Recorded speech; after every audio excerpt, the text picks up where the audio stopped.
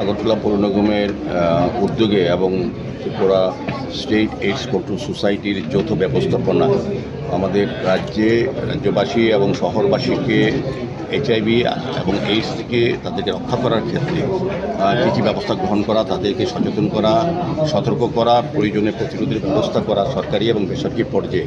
সেক্ষেত্রে আজকে আলোচনা সভা হয়েছে। মূলত আমাদের দেখেছি আমাদের রাজ্যে মাননীয় মুখ্যমন্ত্রীর আবেদনে নেশামুক্ত ত্রিপুরা গঠনের যে ডাক দেওয়া হয়েছিল সেটা আমরা চেষ্টা করছি, কারণ আমরা জানি এবং আজকে যেটা বলা হয়েছে যে বিশেষজ্ঞ বলেছেন নেশার থেকে বিশেষ করে যারা সিজনের মাধ্যমে নেশা গ্রহণ করেন তাদের থেকে কিন্তু এইচআইভি আক্রান্ত সংখ্যা বেশি এবং এইচআইভি যারা আক্রান্ত তারা পরবর্তী সময় এইডসে আক্রান্ত হয়ে যান। কাজে সার্বিকভাবে এই তিনটা বিষয়কে সামনে রেখে আলোচনা সভা হয়েছে। আমাদের রাজ্যের মাননীয় মুখ্যমন্ত্রী কিছুদিন আগে তারা রাজ্যবাসীর কাছে সমস্ত ব্যক্তির কাছে আবেদন রেখেছেন, যখনই বিশেষ করে জনপ্রতিনিধির কাছে আমাদের মুখ্যমন্ত্রী প্রফেসর ডক্টর মানিক সাহা মহোদয়, যে যখনই কোনো সভা আলোচনা সভা হোক, এটা গ্রামীণ সভা হোক আর পথসভা হোক বা জনসভা হোক, যাতে সমস্ত বিষয়বস্তুর সঙ্গে নেশা, এইচআইভি এবং এইডসের বিষয়টা থাকে, জনগণকে সচেতন করা, সতর্ক করা এবং প্রতিরোধের ব্যবস্থা গ্রহণ করা।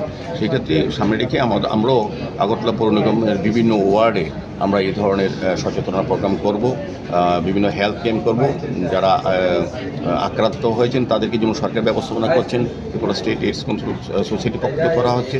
আর যারা আক্রান্ত হওয়ার সম্ভাবনা আছে আমরা মনে করি যে কী কারণে, সেগুলি মানুষকে তুলে ধরার জন্য সচেতন অ্যাওয়ারনেস প্রোগ্রাম করবো এবং হেলথ ক্যাম্প করবো। সমস্ত মানুষের স্বাস্থ্য পরীক্ষা করবো তারা কেউ আক্রান্ত আছে, কারণ আমরা জানি না এইডস বা এইচআইভি কিছু কিছু লক্ষণ থাকে, কিন্তু সবাই আমরা হয়তো জানি না যে আমরা কারা কারা এইচআইভিতে আক্রান্ত হয়েছে। সেক্ষেত্রে হেলথ ক্যাম্পের জন্য আমরা চিকিৎসা করবো এবং বিশেষ করে আমরা আবেদন রেখেছি যে ব্লাড ডোনেশন ক্যাম্পগুলি করার জন্য। যত বেশি ব্লাড ডোনেশন ক্যাম্প বা রক্তদান শিবির করা হবে, রক্তদান শিবিরে যারা রক্ত দেন তাদের কিন্তু রক্তের পরীক্ষা কিন্তু পরবর্তী সময় করা হয়। সেক্ষেত্রে কিন্তু এইচআইভি আছে কিনা এটাও কিন্তু নির্ণয় করা হয়। সার্বিকভাবে এই ব্যবস্থাগুলি আজকের আমরা আলোচনা করছি।